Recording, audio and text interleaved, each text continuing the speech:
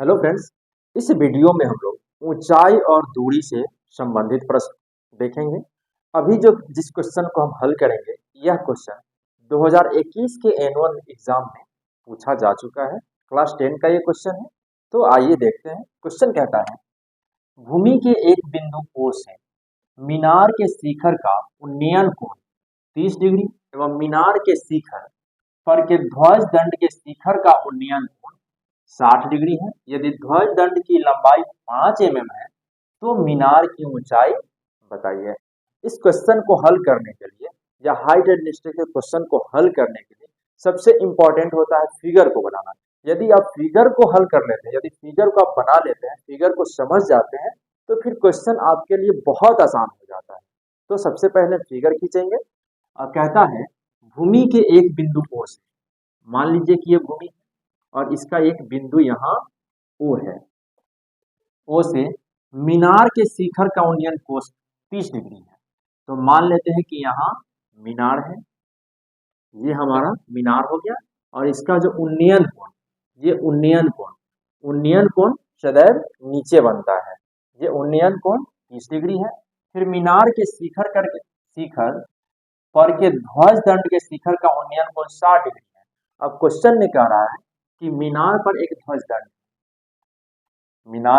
दंड है और इसका जो उन्नयन कोण है वो 60 डिग्री है। ये 60 डिग्री है।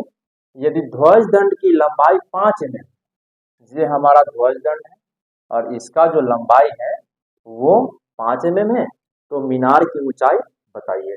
तो हम मान लेते हैं कि मीनार की जो ऊंचाई है वो h है। मीनार की ऊंचाई h है। तो अब यहाँ से यहाँ तक अर्थात ध्वजदंड प्लस मीनार, ये 5 जोड़ h हो जाएगा। हम इसका नामकरण कर देते हैं, ये O है, हम इसको A मान लेते हैं, इसको B मान लेते हैं और इसको C मान लिए। तो अब हम यहाँ लिखेंगे, माना मीनार की ऊंचाई, मीनार की ऊंचाई BC है, BC बराबर h। हम मीनार की ऊंचाई को h माने हैं, इसीलिए ये BC बराबर h हो गया। अब यहाँ जो ध्वज दंड है, ध्वज दंड की ऊंचाई जो 5 मीटर है और यहाँ त्रिभुज AOC में 60 डिग्री का कोण बन रहा है और BOC में 30 डिग्री का कोण बन रहा है। यहाँ दो त्रिभुज है, तो सबसे पहले हम त्रिभुज, यहाँ कोई भी त्रिभुज ले सकते हैं। हम पहले AOC भी ले सकते हैं या फिर BOC भी ले सकते हैं। हम दोनों में से किसी एक त्रिभुज को, तो सबसे पहले हम AOC ले लेते हैं। तो त्रिभुज AOC से जहां थीटा बराबर 60 डिग्री, ये त्रिभुज AOC में ये जो थीटा का मान होगा वो 60 डिग्री है। अब यहाँ हम देखेंगे, ये आधार है और ये ऊंचाई हो गया या लंब हो गया। तो हम लोग वैसे फॉर्मूला का उपयोग करेंगे जिसमें ये आधार और ऊंचाई आता हो। ऐसा इसलिए क्योंकि ये जो हमारा आधार OC है, ये दोनों त्रिभुज में है। त्रिभुज AOC में भी OC है और BOC में भी OC है। तो हमें OC दोनों त्रिभुज में है और ये ऊंचाई, तो ऊंचाई और आधार का हमें उपयोग करना है। तो हम वैसे फॉर्मूला का उपयोग करेंगे जिसमें ये दोनों भुजा आता हो। तो यहाँ हम tan थीटा का उपयोग करेंगे, क्योंकि हम जानते हैं tan थीटा बराबर लंब बटा आधार होता है।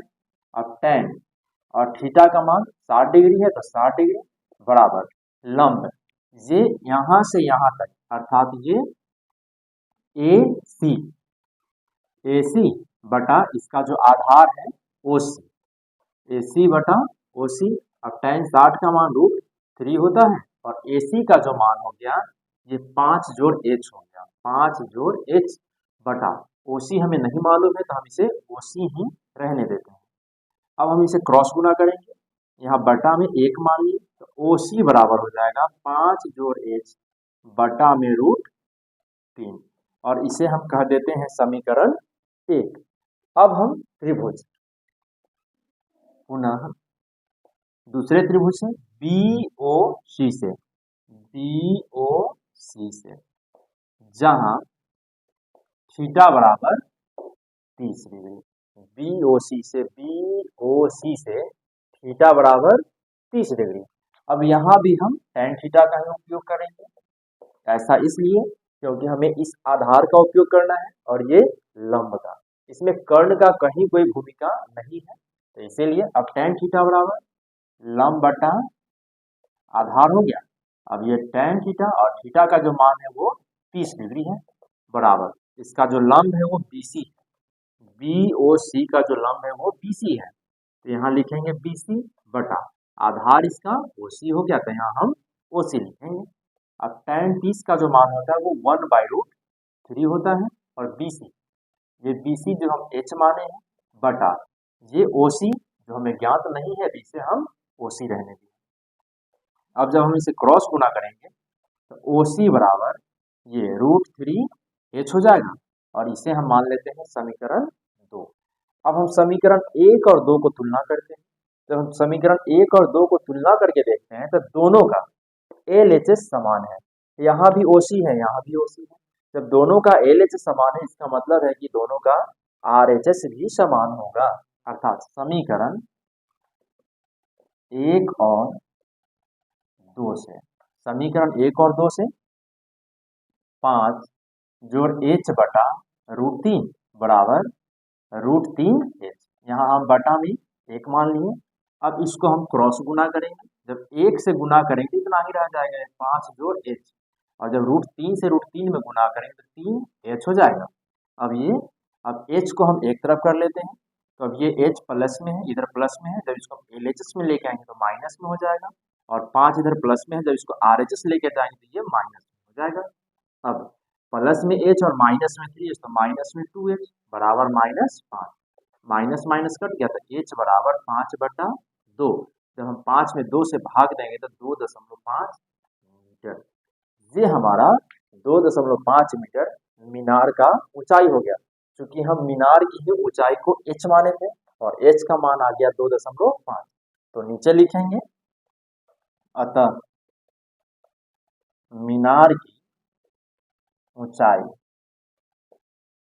बराबर 2.5 मीटर, ये हमारा आंसर हो गया। तो फ्रेंड्स, यदि मेरा वीडियो पसंद आता है तो मेरे चैनल को लाइक करें, सब्सक्राइब करें, कमेंट करें, अपने दोस्तों से शेयर करना नहीं भूलेंगे। Thank you.